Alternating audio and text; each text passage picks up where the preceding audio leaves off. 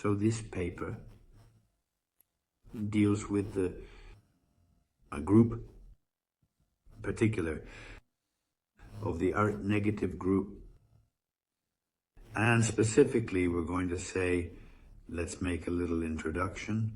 We're going to say that the oldest one is really the negative zero, from which then came, let's say, the later ones, the A, the B, and the B. The negative zero, let's say 2 words, were the hunters, the gatherers, because they were the ones who went precisely to hunt, ate if they found the animal to kill, or otherwise berries. They gathered berries, roots. And this is many, many years ago, right at the very beginning of the creation. Then after thousands of years, 20,000 years ago, they selected themselves another blood type, which is type A, also called the farmers, because they started to exploit the land, therefore to cultivate, and therefore became more settled. After thousands of years, they selected themselves a new group B antigen.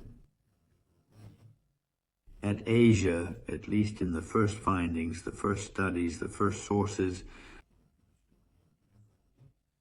at the level then of the Himalayas, in that area there, East Asia, and there they selected the newer strains of Group B, the nomads.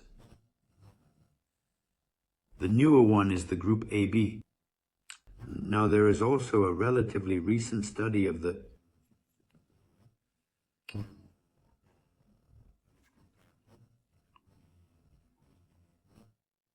lack of another antigen. Not to lose the names. In 99.9%, there is just the lack of this antigen.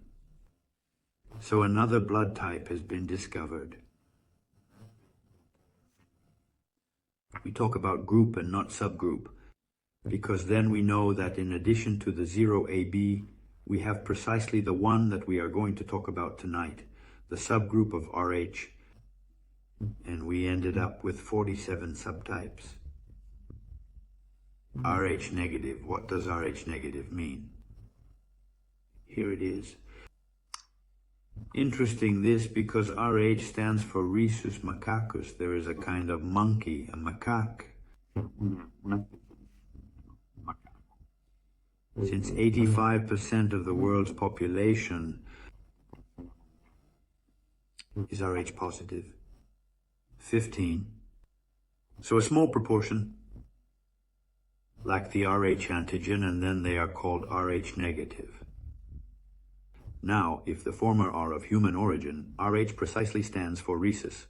Since the Rh negatives do not have this antigen from the monkey, since one of the 2 main theories of man's origin is that we evolve, man would be an evolution of primates, which in turn are derived from apes. So at this point, the duopo question is, those who don't have Rh, where do they come from? And so it opens up this interesting topic.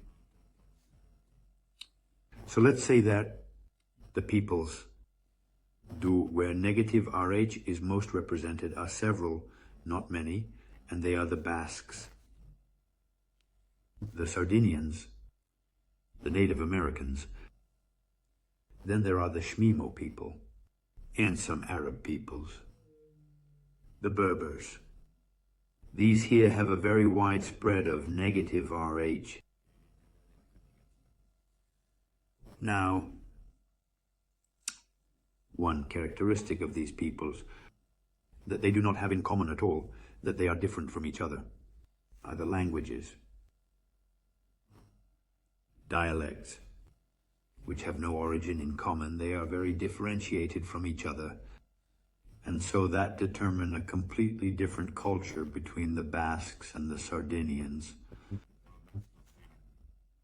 or between Native Americans who have their own endogenous circumscribed language. So you don't think at all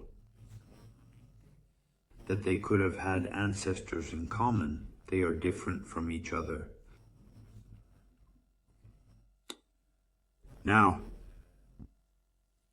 populations of this type in history, and here I would also add in mythology, because clearly one has to be honest, in saying that not everything I'm about to say is scientifically accredited, but that doesn't mean they never existed. Because there are medical disciplines, like for example homeopathy, which until a few years ago was not considered a science, then after it was considered as such. So what does this mean? I mean that not everything that has been attributed to mythology is not true. It might even be true. So let's talk about some peoples that, for example, one particular people are the Anunnaki. It seems that the Anunnaki are descendants and a deity from Sumerian mythology,